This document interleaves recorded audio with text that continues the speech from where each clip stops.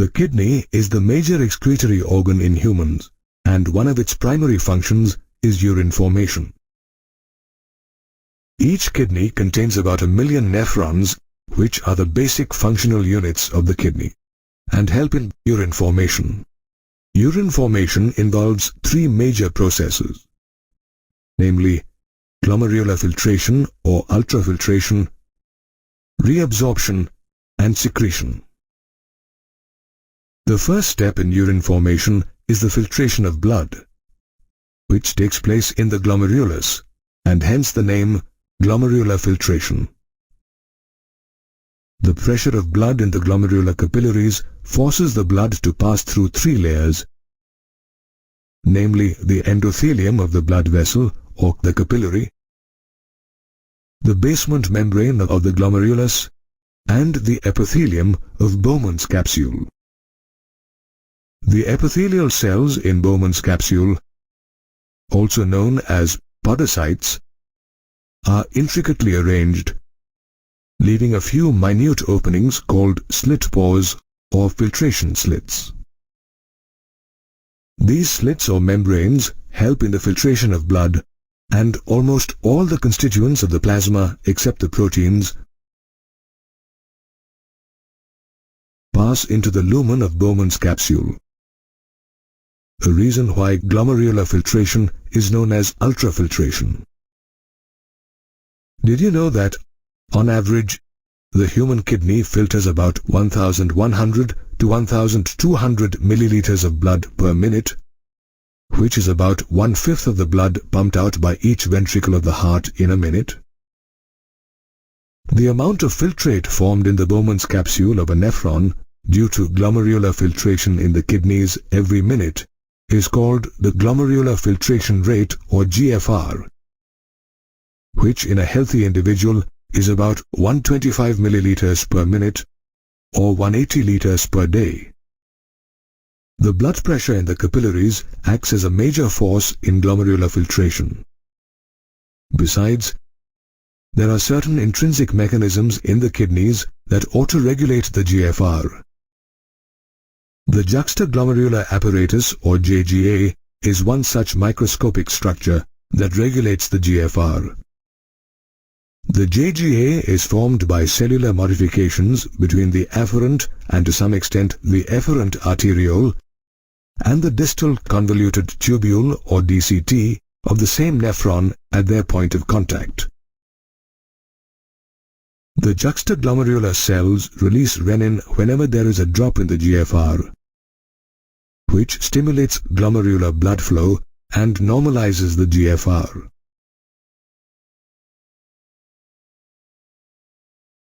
Did you know that of the 180 liters of glomerular filtrate formed per day, the amount of urine released is just 1.5 liters? This is because about 99% of the filtrate is reabsorbed in the renal tubules during the process of reabsorption. Reabsorption is performed by the tubular epithelial cells present in the different parts of the renal tubule through active or passive mechanisms. While substances in the filtrate such as sodium, amino acids and glucose are absorbed by active transport, nitrogenous wastes are absorbed by passive transport. Water is also reabsorbed passively in the initial segments of the nephron. Apart from absorption, the cells in the renal tubule also selectively secrete substances such as potassium and hydrogen ions and ammonia into the filtrate to maintain the pH and ionic balance in body fluids. This process of reabsorption and secretion occurs in different parts of the renal tubule, namely the proximal convoluted tubule or PCT, Henle's loop, and distal convoluted tubule. The collecting duct also takes part in the process.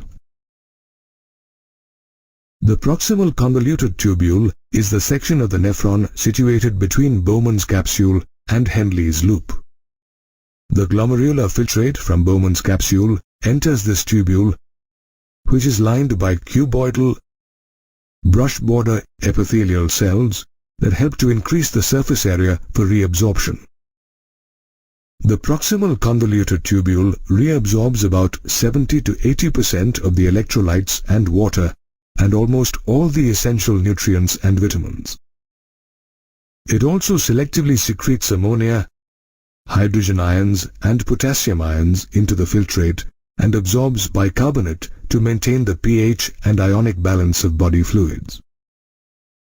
The proximal convoluted tubule is followed by Henle's loop, where minimal reabsorption takes place.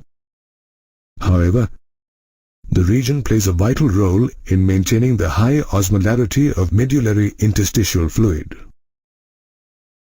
The descending limb of Henle's loop is permeable to water and almost impermeable to electrolytes, which helps concentrate the filtrate as it moves down.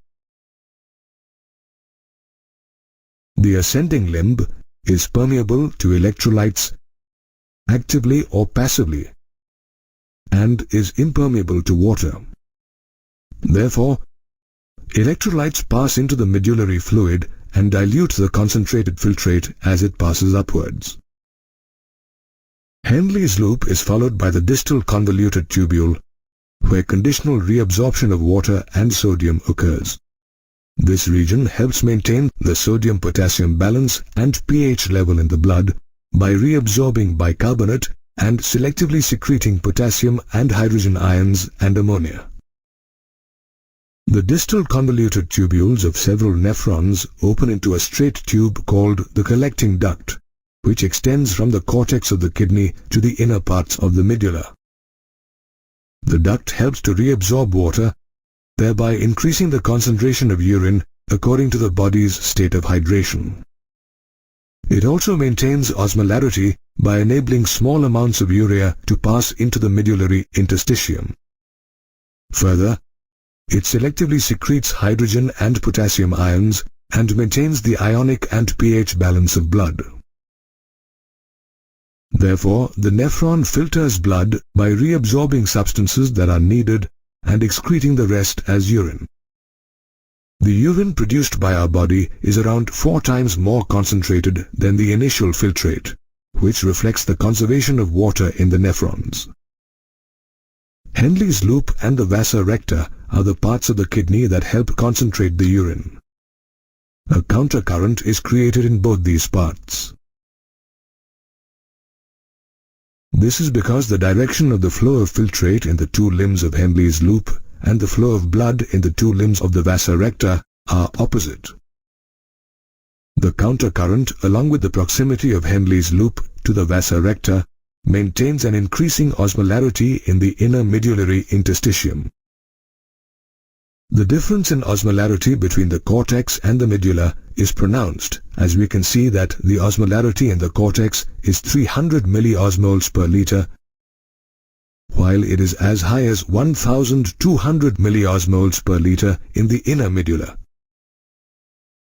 This difference in osmolarity is caused by the difference in the concentration of urea and sodium chloride.